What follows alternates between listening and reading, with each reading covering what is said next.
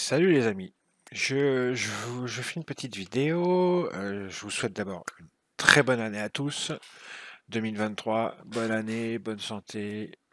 Que 2023 soit formidable à tous les niveaux pour vous et pour toutes les personnes que vous aimez. Ça, c'est la première chose que je tenais à vous dire. Et aujourd'hui, nous avons la première journée de l'année. Première journée du mois de janvier, première journée de l'année, qui a été formidable. Moi, j'étais, dès 2 heures du matin, j'étais devant les écrans, parce que même un petit peu avant, hein, vers 1 heure, parce que j'avais à faire, et puis j'étais un petit peu insomniaque. Et ça a shorté déjà cette nuit, ça a shorté, ça a shorté, ça a shorté, ça a shorté. Bon, on a tout retracé, hein, je parle du Nasdaq et du SP500. Et puis après, on a reshorté, on a tout retracé en session européenne, et puis après, on a reshorté en session cash. La session cash, ça a été une tuerie, vous voyez, ça continue d'ailleurs, on est en train de descendre. Mais je voulais pas faire une vidéo à propos de ça, je voulais faire une vidéo pour vous donner un petit truc. Alors, je suis pas un expert, mais première chose, ce matin, il y avait un magnifique iceberg sur le Nasdaq. Je tenais à vous le montrer, je vais vous le montrer. Il y avait un bon iceberg, un magnifique iceberg Alask. Je voulais vous le montrer, puis vous montrer. Il était contrarien, il était contre le mouvement puisque ça remontait à ce moment-là. Donc c'était un iceberg Alask, donc un iceberg vendeur. Mais je voulais vous le montrer parce qu'il était joli, très joli. Et je l'ai scalpé une fois ou deux, donc pour vous montrer comment on fait. Première chose. Deuxième chose, je voulais vous montrer aussi que j'ai rapproché ça d'un petit truc. Alors, je n'ai rien inventé, et il y a des gens qui font ça beaucoup mieux que moi, notamment des sites comme Spot Gamma, qui analysent où sont placés les traders options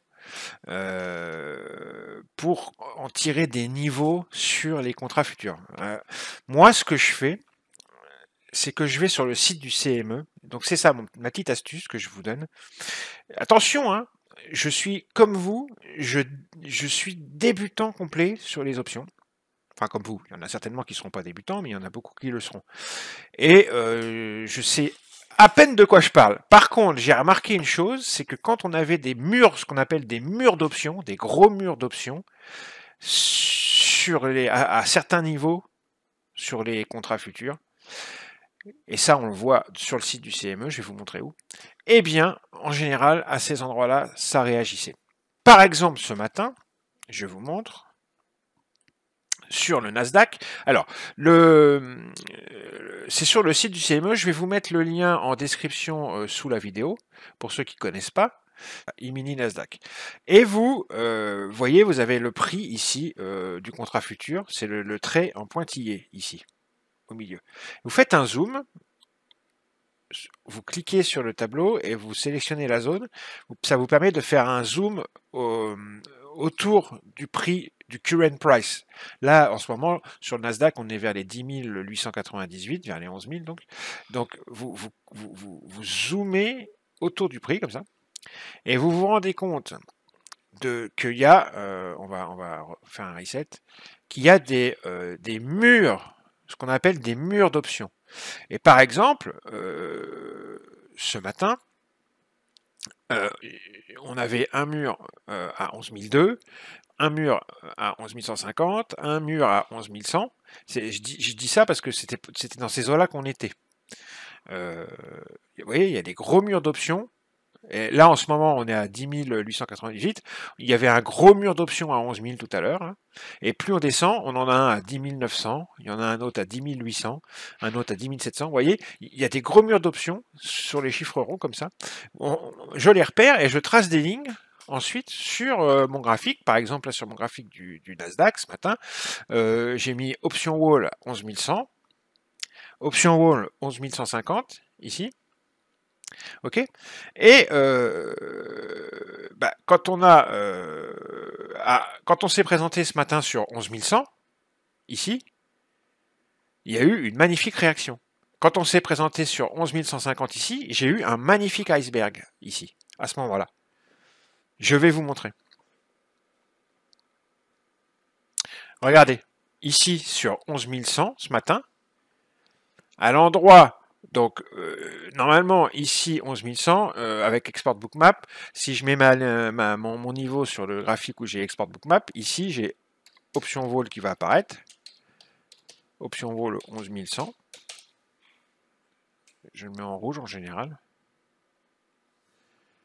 Tac.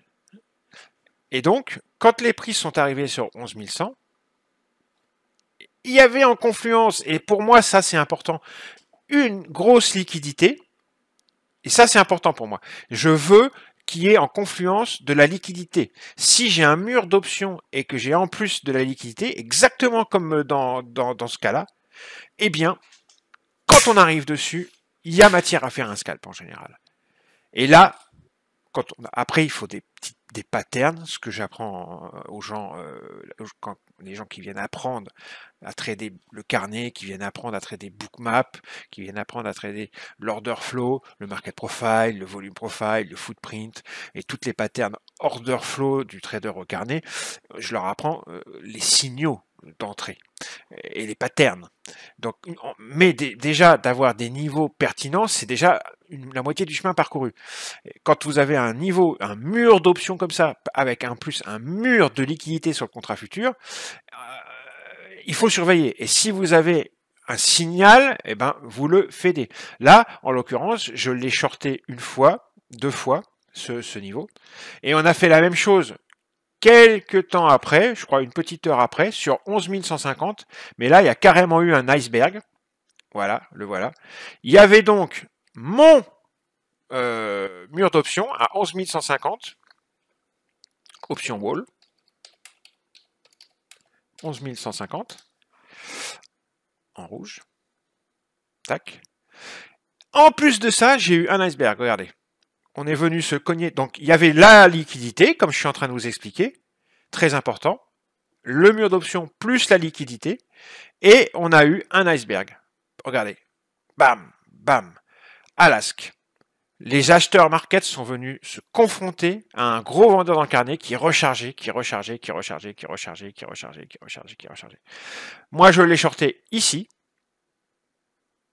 Et j'ai fait un écart à la vente qui était assez joli. Un très très beau trade. Et je crois qu'on est venu, voilà, une deuxième fois. Ils sont revenus une deuxième fois. Et il y avait encore l'iceberg. Ça rechargeait. Et je l'ai reshorté ici. Et j'ai fait un petit écart cette fois-ci parce que ça n'a pas voulu aller beaucoup plus loin. Et je suis ressorti ici. Vous voyez, là, ils se sont représentés. L'iceberg était encore là.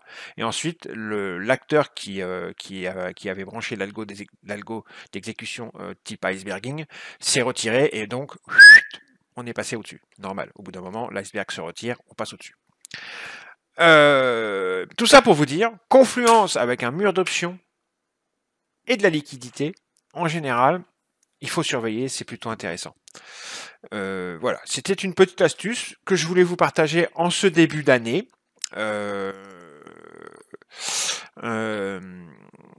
Parce que je trouve que c'est sympa. Regardez, je vais vous mettre le lien du site du CME en dessous, là dans la description de la vidéo. Essayez de voir un petit peu, hein, ça m'a repéré les murs d'options. Et puis, si vous avez de la liquidité au même endroit, bah, surveillez ces endroits-là. Il y a peut-être matière à faire des beaux petits scalps. Ok. N'oubliez pas qu'en mai, on fait une formation à Paris avec Thierry. Les inscriptions sont encore ouvertes, il y a encore des places.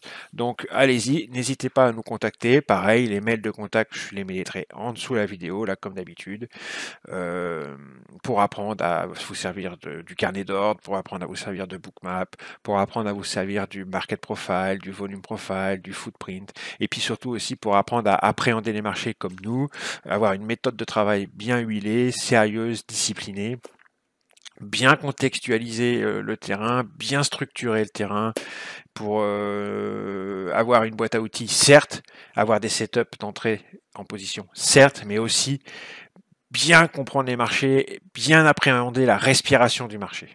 Allez, bisous les petits amis. Après mon speech, là, je vous montre le petit trade que j'ai fait, c'est celui-là, le deuxième. Le premier, j'avais pas branché la caméra, malheureusement, je crois. Donc j'ai le deuxième là. Quand on revient se cogner à 11 150 sur le mur d'option et à l'endroit où il y a un iceberg et donc la grosse liquidité puis le reload, j'ai enregistré ce trade là. Voilà. Allez, bisous les amis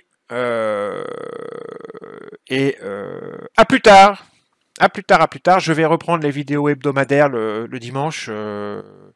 Là, c'était encore les vacances, mais je vais les reprendre. Je vais les reprendre. J'en ferai une ce dimanche. Là. Allez, bisous. Et allez lire en description sous la vidéo. Il y a toutes les informations utiles pour tout ce que je vous ai parlé. Tout ce dont je vous ai parlé. Ciao!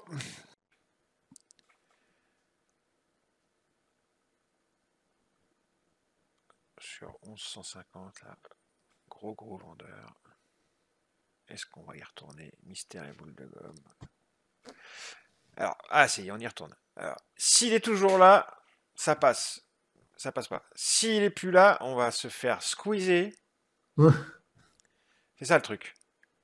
Alors, faut observer. Est-ce qu'il est toujours là ou pas? Pour l'instant, ouais, je vais pas faire je vais pas prendre de risques. Ça recharge pas énorme.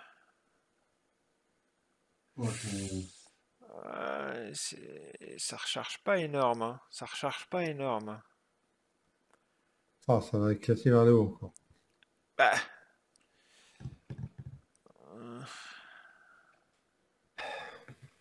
Ouais, ça recharge pas énorme. On peut mettre un buy stop à la rigueur. Pour tenter si jamais il passe. Mais quand même tenter la vente. Ah, il y a un petit peu de reload. Il y a un tout petit peu de reload là. Un tout petit peu. Pas grand chose, mais un tout petit peu. Un tout petit peu de reload. Tout petit peu.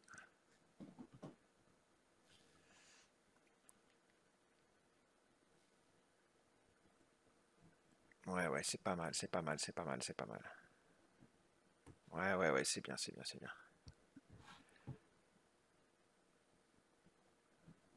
Oh, j'ai hésité à appuyer Ah pour bah moi je l'ai sortir. pris, hein. Moi je l'ai pris.